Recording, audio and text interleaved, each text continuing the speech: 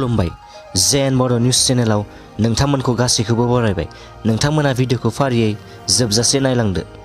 क'क्राझाराव थांनाय सानखालि आसामनि स्पेशल डिजिपि जिपि सिंआ हरखाबै दावबायफैदों।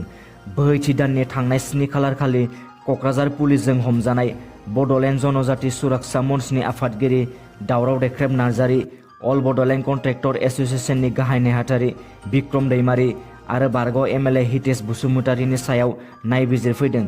मिथिनाय बायदिब्ला बिथांमोनखौ फिन गोदान हाथियार लाग्रा आफाद जोनोम होनो नागिरनायाव हमदों।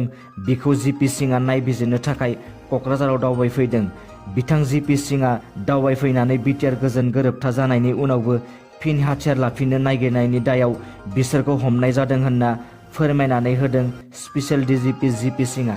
बेजों लोगोसे हमजानाय दावराव देख्रेब नार्जारि, बिक्रम दैमारि आरो एक्स एमएलए हितेश बसुमतारिनि सायाव क'क्राझार पुलिसखौ गोख्रोङै नायबिजिरनो थाखाय बिथोन होलाङो। BTR आरो BKWSC गोरोबथानि दफाखौ थाबैनो मावफुंजोबनांगौनि थाखाय मैया गोदान दिल्लीयाव थानाय नर्थ ब्लकनि मिनिस्ट्रि अफ हम एफेयार्स मावख'आव गुवारै सावरायनाय जायो। बे हाबाफारियाव फारियै BTR सरकार, एबसु, NDFB, UBPO, BKWSCनि दैदेनगिरिफोरा आसाम सरकार आरो भारत सरकारजों सावरायलायनाय जायो। फोरमायनाय बायदिब्ला BTR गोरोबथा आरो BKWSC गोरोबथानि आद्रा थाबावनाय माखासे दफाफोरखौ थाबैनो मावफुंना होनांगौनि थाखाय मैखोमै सावरायनाय जायो। लोगोसे भारत सरकारा थाबैनो BTR गोरोबथानि दफाफोरखौ मावफुंना होनो खोथा होयो। BTC सेक्रेटारियेटनि कनफारेन्स हलाव लेबर कार्डनि सायाव सांग्रांथियारि मेल लादों। लेबर कार्डनिफ्राय रायजो राजाफोरा मा मुलाम्फा मोननो हायो बेनि सायाव बे मेलनि गेजेरजों गुवारै सावरायनाय जायो। Department of labour welfare BTC लोगोसे मानब सेवा संघ NGOनि जथाय बानजायनायाव बे हाबाफारिखौ लानाय जादों।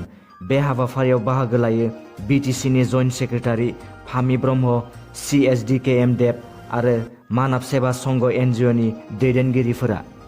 हाबाफारियाव बाहागो लानानै जइन्ट सेक्रेटारि फामि ब्रह्मआ लेबर कार्डनि गेजेरजों रायजो राजाफोरा माबायदि सुबिदा मोननो हायो बेनि सायाव गुवारै फोरमायनानै होयो।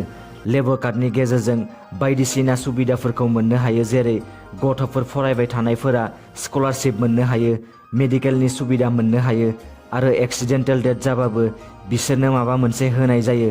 बेबायदि गोबां सुबिदाफोरखौ लेबर कार्डआव रेजिस्टार खालामनानै लानो हायो होनना फोरमायो BTCनि जइन्ट सेक्रेटारि फामि ब्रह्मआ।